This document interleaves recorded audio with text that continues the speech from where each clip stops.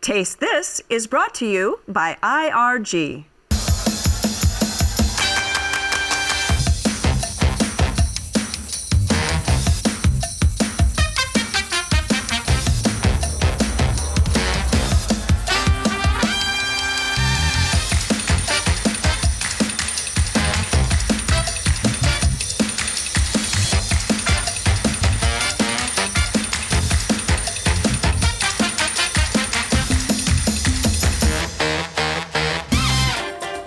What happens when people are thinking about honey and trying honey is they go back to their childhood memories, and sometimes it's a memory that says, well, all honey sort of tastes the same, and so when we taste it, we don't realize that there's all these different flavors.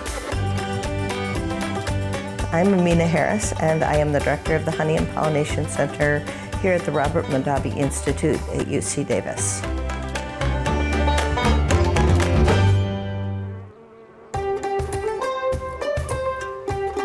So the Honey and Pollination Center was brought together kind of with two major focus, and that was to help make UC Davis a world leader in the understanding of honeybees and research and pollination, but additionally, honey.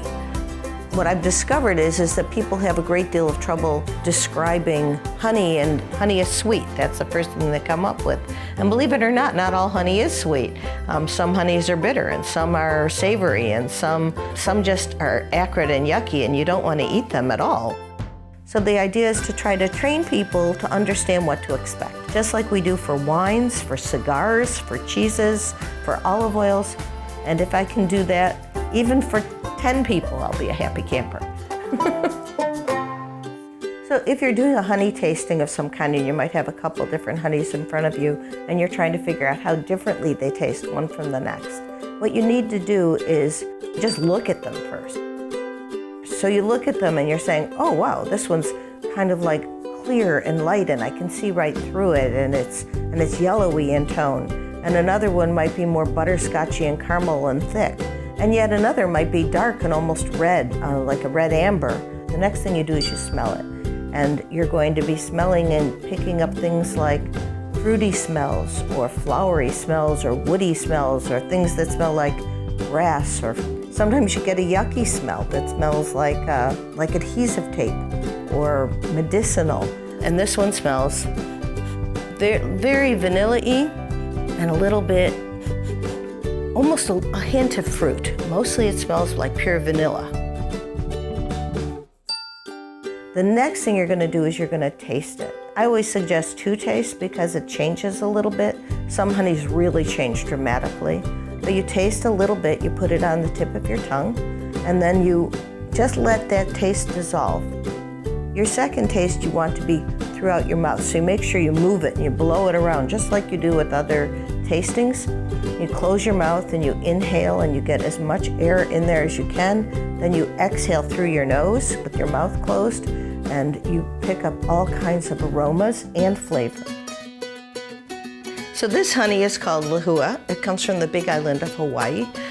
This is always crystallized. It'll even crystallize in the hive. So you can see inside here, it's not runny at all, and a very unusual smell.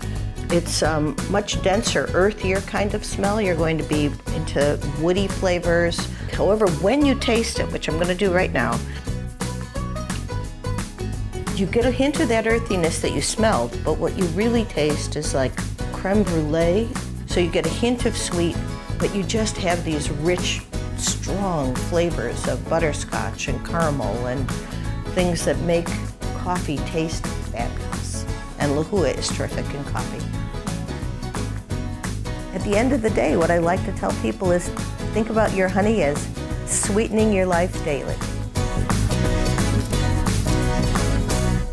I want you to come away at least thinking broader spectrum. I don't want you just to think, oh, I had honey once and I didn't like it so much and it was just too sweet for me. And then there's the ones that, oh, I only like really mild honeys. And there's honeys for those folks too. If they don't want a lot of flavor, we can go there.